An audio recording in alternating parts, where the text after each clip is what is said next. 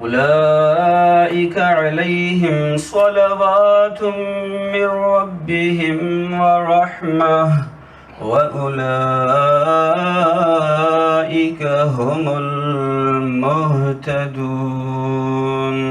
آمنت بالله.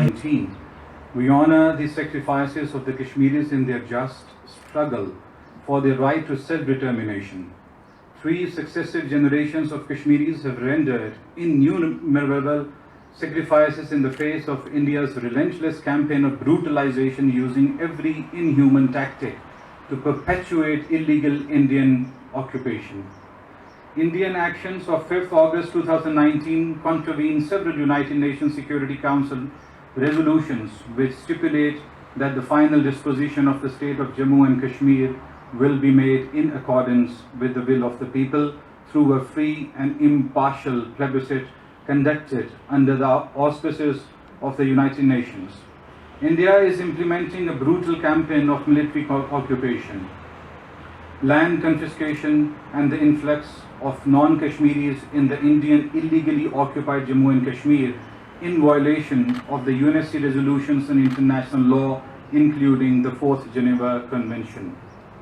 The unabated Indian state terrorism includes the extrajudicial killing of more than 650 innocent Kashmiris since 5th August 2019, unprecedented restrictions on freedom of speech, fake encounters, cordon and search operations, custodial torture and deaths, enforced disappearances, incarceration of senior Kashmiri leadership and young boys, use of pellet guns, especially targeting the Kashmiri youth, destruction and burning of houses to inflict collective punishment on the Kashmiris, and other methods of subjugation. But the occupation forces' ruthlessness has not been able to break the will of the Kashmiri people.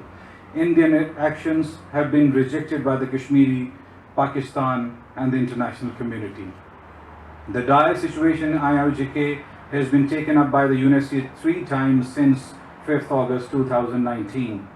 Reaffirming that this is an internationally recognized dispute and its solution is firmly anchored in the implementation of the relevant UNSC resolutions.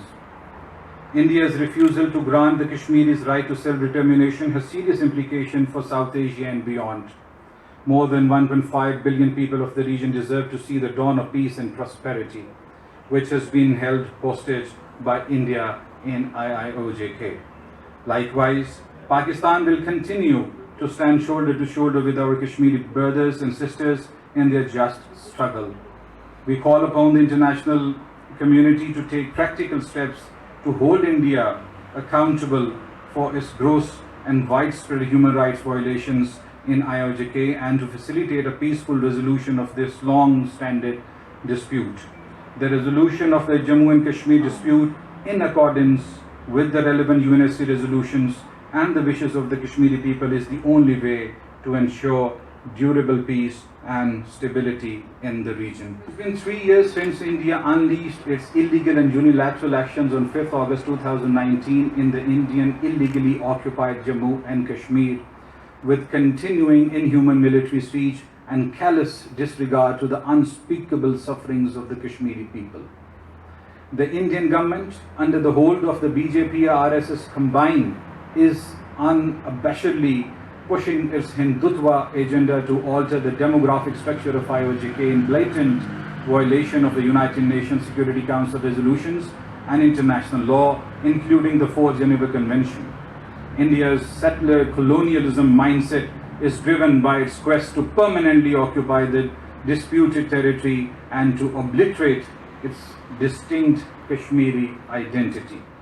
By deploying additional troops and imposing unprecedented media restrictions since 5th August 2019, the Indian occupation forces have turned IOJK into the largest prison on the planet. All our Pakistani diaspora members who have taken the time out to join us on this important day, on a weekday in fact, and our Turkish friends who are also here to join us and to express their solidarity with the people of Kashmir and with the people of Pakistan in regard to ensuring that inshallah one day the people of Kashmir will get their legitimate right of self-determination that was promised to them by the United Nations Security Council, by Pakistan and by India many decades ago.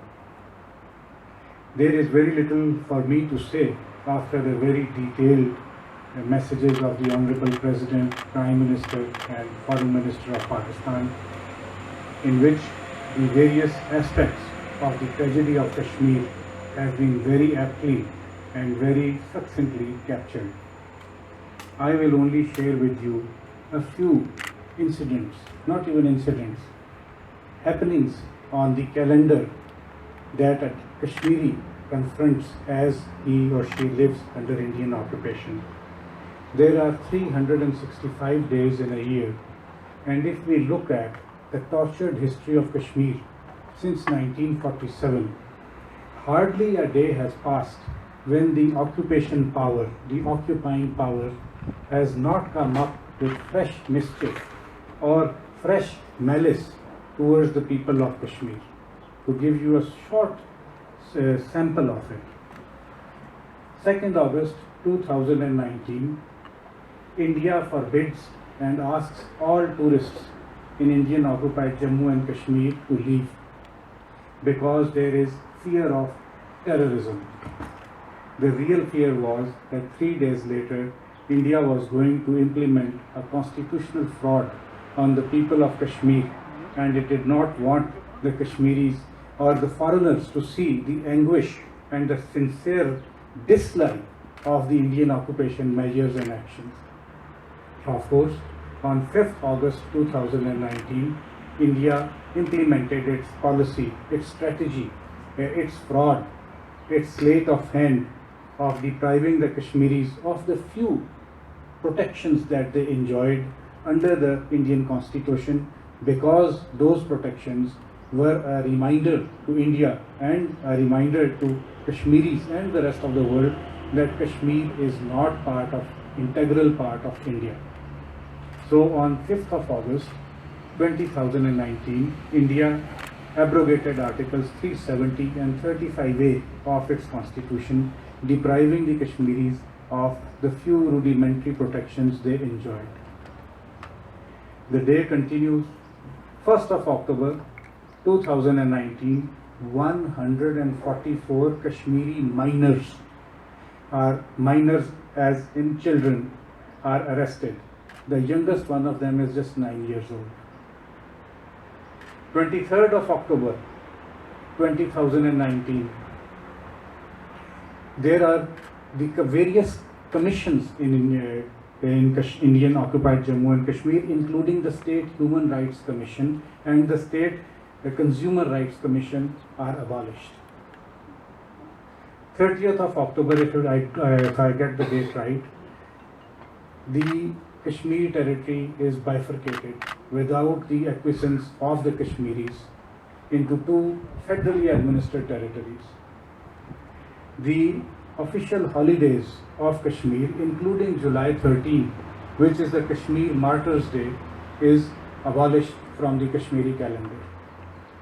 Even the pro-India, paid pro-India leadership of Kashmir, and it's a very small group, was pained and had to say that this is going too far. So they were in a very surprising situation that the quislings, you understand what a quisling means, the paid provocateur of the occupation power was forced to say that my boss, India, this is too much. And yet the juggernaut of Indian occupation continues. There are similar many more dates to this day that India has been perpetrating crimes, fraud, diplomatic sleight of hand, and outright brutalization of the Kashmiri people. But if the Indian occupation forces and if the occupying power India thought that its actions of August 2019 would help it bring nearer to its goal of silencing the Kashmiris, it has patently failed. The Kashmir struggle is alive. It is in fact more strong than it was on 5th of August 2019. The determination of the Kashmiris to get their rights remains undiminished. They are committed to getting their rights that we all promised them. There are 365 days in the year. There are innumerable atrocities that India has committed against the Kashmiris, and yet the Kashmiris stand firm, they stand tall, and they are ready and they are willing to make any sacrifice to achieve their rights. The people of Pakistan, as brothers of our dear Kashmiris, are standing with them. We will extend to them all diplomatic, political and moral support that they need to inshallah eventually triumph in their legitimate struggle. I would be remiss at this point if I do not also thank our Turkish brothers and sisters who stand with the legitimate struggle of the Kashmiris and who have not allowed political expediency, unlike some other countries and powers who should know better and who know better that for the sake of right it is necessary that you speak up, and we are very indebted to our brothers and sisters, the government and state of Turkey, for taking a principled position on the situation, on the dispute, Kashmir dispute, and to take a position that the rest of the world should take as a model. Number one, India and Pakistan need to start meaningful, result-oriented conversation. The solution has to be according to the United Nations Security Council resolutions, and the aspirations of the Kashmiris must be taken into regard. This is the solution and this is the policy that all other countries must also follow if this bleeding sore, 75 years long, has to be eliminated. Of course, Kashmir is a political problem. It is also a humanitarian problem. It is as well as that a human rights issue, and it is also a security and peace and security problem because it pits two nuclear-armed nations against each other. We saw what happened because of the short-sighted and ill-thought-out actions of the BJP RSS government in India in February 2019 when they crossed our border and attacked us, and we were forced to respond and teach them a lesson. The world cannot continue to afford to give India the support and the silent acquiescence in its aggression towards Pakistan, because someday the calculations unfortunately will break down, and then what they will have is a nuclear-armed country facing another nuclear-armed country because of the Hindutva agenda of one of the two states.